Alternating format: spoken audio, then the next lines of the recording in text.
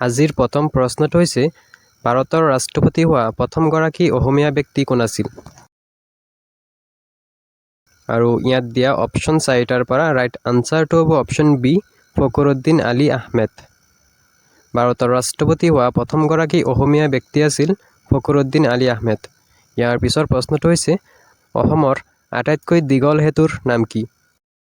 ইয়াৰ right answer হ'ব option এ ধুলাশদিয়া সেতু, আৰু ইয়াক ভূপেন হাজৰিকা সেতু বুলিও কোৱা হয়। নেক্সট, আলি আই লৃগাং কোন জনগোষ্ঠীৰ লোকে উদযাপন কৰে? আৰু ইয়াৰ ৰাইট আনচাৰ হ'ব অপশ্যন এ মিচিং। নেক্সট, কি নাম দি মাতিম শীৰ্ষক গীতৰ গীতিকাৰ কোন? ইয়াৰ ৰাইট আনচাৰ হ'ব option B doctor Nirmalprabha Bordoloi. Next, ভাৰতৰ কোনখন ৰাজ্যৰ উপকূলৰ দৈৰ্ঘ্য আটাইতকৈ বেছি? ইয়াৰ ৰাইট আনচাৰ হ'ব অপশ্যন এ গুজৰাট, আৰু আটাইতকৈ কম হৈছে গোৱা। ইয়াৰ পিছৰ প্ৰশ্নটো হৈছে যাদৱ পায়েঙৰ একক প্ৰচেষ্টাত গঢ় লৈ উঠা বনাঞ্চলটোৰ নাম কি? ইয়াৰ ৰাইট আনচাৰ হ'ব অপশ্যন বি মলাই ফৰেষ্ট, আৰু এইখন মাজুলী জিলাত অৱস্থিত। নেক্সট, কুমাৰ ৰাজা উপাধিটো কাক দিয়া হৈছিল? আৰু ইয়াৰ ৰাইট আনচাৰ হ'ব অপশ্যন চি ভাস্কৰ বৰ্মন। ইয়াৰ পিছৰ প্ৰশ্নটো হৈছে কিমানজন ব্যক্তিক 2024 চনলৈ অসম গৌৰৱ বঁটা প্ৰদান কৰা হৈছিল? আৰু ইয়াৰ ৰাইট আনচাৰ হ'ব অপশ্যন বি 58 জন। নেক্সট, অসমৰ দুখ বুলি কোনখন নদীক কোৱা হয়? আৰু ইয়াৰ ৰাইট আনচাৰ হ'ব অপশ্যন চি ব্ৰহ্মপুত্ৰ। ইয়াৰ পিছৰ প্ৰশ্নটো হৈছে ভগদত্তৰ হাতীটোৰ নাম কি আছিল? ইয়াৰ ৰাইট আনচাৰ হ'ব অপশ্যন ডি। ইয়াৰ পিছৰ প্ৰশ্নটো হৈছে পোংগল কোনখন ৰাজ্যৰ উৎসৱ? ইয়াত দিয়া অপশ্যন 4টাৰ পৰা ৰাইট আনচাৰ হ'ব অপশ্যন বি তামিলনাডু। ইয়াৰ পিছৰ প্ৰশ্নটো হৈছে তলৰ কোনটোক বগা সোণ বুলি জনা যায়? ইয়াৰ ৰাইট আনচাৰ অপশ্যন এ কপাহ। নেক্সট, অসমৰ জোনাই অঞ্চল কোন ৰাজ্যৰ সৈতে সীমান্ত ভাগ কৰে? ইয়াৰ ৰাইট আনচাৰ হ'ব option D Arunachal Pradesh. Next, কোনে মৃত্যুৰ আদেশ ক্ষমা কৰি দিব পাৰে? আৰু ইয়াৰ ৰাইট আনচাৰ হ'ব অপশ্যন ডি ভাৰতৰ ৰাষ্ট্ৰপতি। ইয়াৰ পিছৰ প্ৰশ্নটো হৈছে শ্ৰেষ্ঠ অভিনেত্ৰীৰ ৰাষ্ট্ৰীয় বঁটা লাভ কৰা প্ৰথম অসমীয়া কোন? আৰু ইয়াৰ ৰাইট আনচাৰ হ'ব অপশ্যন এ মলয়া গোস্বামী। ইয়াৰ পিছৰ প্ৰশ্নটো হৈছে অসমত বুৰঞ্জী কোনে প্ৰৱৰ্তন কৰিছিল? ইয়াত দিয়া অপশ্যন 4টাৰ পৰা ৰাইট আনচাৰ হ'ব অপশ্যন চি আহোম। কোনগৰাকী অসমীয়া সাহিত্যিকৰ বাবে পোনপ্ৰথমে ডাক টিকট মুকলি কৰা হৈছিল? আৰু ইয়াৰ ৰাইট আনচাৰ হ'ব অপশ্যন এ লক্ষ্মীনাথ বেজবৰুৱা। 1968 চনত লক্ষ্মীনাথ বেজবৰুৱাৰ নামত প্ৰথমটো ডাক টিকট মুকলি কৰা হৈছিল। ইয়াৰ পিছৰ প্ৰশ্নটো হৈছে অসমৰ প্ৰথম লোক আদালত ক'ত স্থাপন কৰা হৈছিল?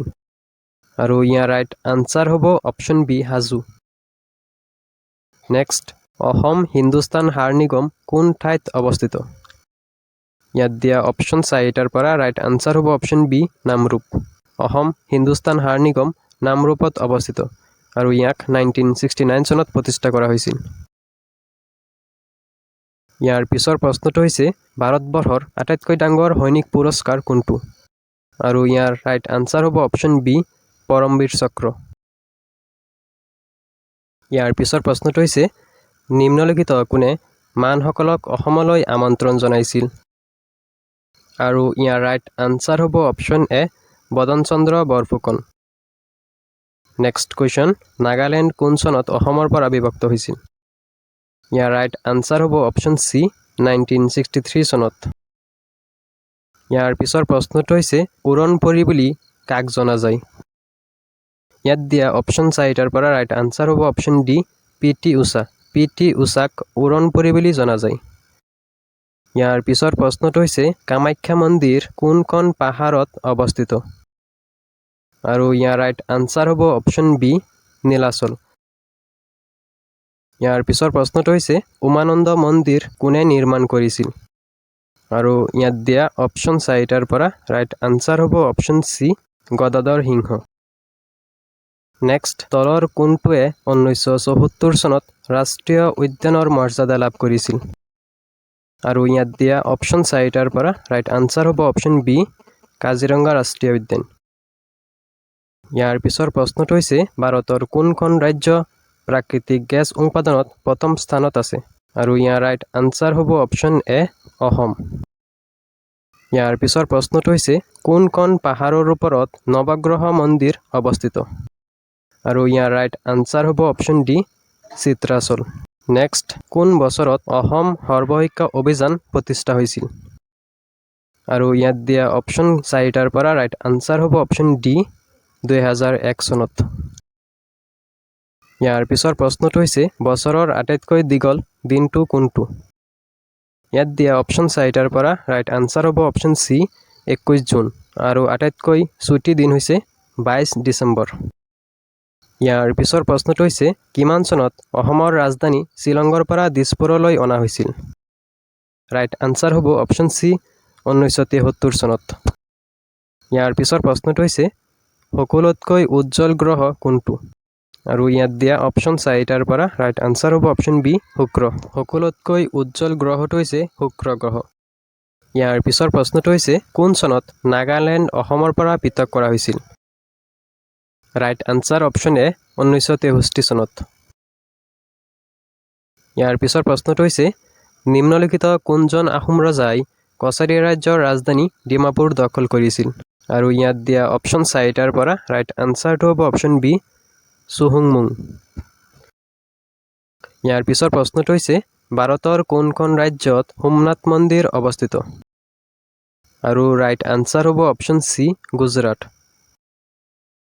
নেক্সট, যাদৱ পায়েংক কেতিয়া পদ্মশ্ৰী বঁটাৰে সন্মানিত কৰা হৈছিল? ইয়াৰ ৰাইট আনচাৰ হ'ব অপশ্যন ডি 2015 চনত। ইয়াৰ পিছৰ প্ৰশ্নটো হৈছে অসমৰ ক'ত গৰম পানীৰ আছে? ইয়াৰ ৰাইট আনচাৰ হ'ব অপশ্যন চি গোলাঘাট। ইয়াৰ পিছৰ প্ৰশ্নটো হৈছে অসম কেতিয়া বংগৰ পৰা পৃথক হৈছিল? ৰাইট আনচাৰ অপশ্যন এ 1874 চনত। ইয়াৰ পিছৰ প্ৰশ্নটো হৈছে সুৰমা নদী অসমৰ কোনখন নদীৰ আন এটা নাম? ইয়াত দিয়া অপশ্যন 4টাৰ পৰা ৰাইট আনচাৰ হ'ব অপশ্যন ডি বৰাক। নেক্সট, কোন চনত অসম সাহিত্য সভা প্ৰতিষ্ঠা হৈছিল? ইয়াৰ ৰাইট আনচাৰ হ'ব অপশ্যন এ 1917 চনত। 1917 চনত অসম সাহিত্য সভা প্ৰতিষ্ঠা হৈছিল।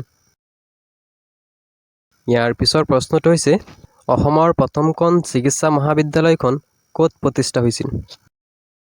আৰু ইয়াৰ ৰাইট আনচাৰ হ'ব অপশ্যন ডি ডিব্ৰুগড়। ইয়াৰ পিছৰ প্ৰশ্নটো হৈছে অসমৰ আয়ুৰ্বেদিক মহাবিদ্যালয় ক'ত অৱস্থিত? আৰু ইয়াত দিয়া অপশ্যন 4টাৰ পৰা ৰাইট আনচাৰটো হ'ব অপশ্যন বি গুৱাহাটী।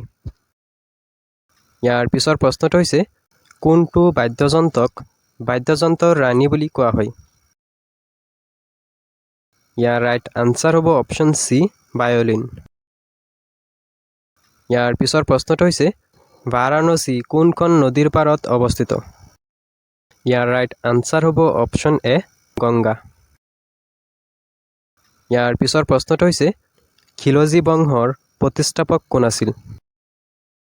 আৰু ইয়াৰ ৰাইট আনচাৰ হ'ব অপশ্যন ডি জালালুদ্দিন খিলজী। খিলজী বংশৰ প্ৰতিষ্ঠাপক আছিল জালালুদ্দিন খিলজী। ইয়াৰ পিছৰ প্ৰশ্নটো হৈছে মানৱ অধিকাৰ দিৱস কোন তাৰিখে পালন কৰা হয়? আৰু ইয়াত দিয়া অপশ্যন 4টাৰ পৰা ৰাইট আনচাৰটো হ'ব অপশ্যন বি 10 ডিচেম্বৰ। প্ৰতি বছৰে 10 ডিচেম্বৰ তাৰিখে মানৱ অধিকাৰ দিৱস হিচাপে পালন কৰা হয়।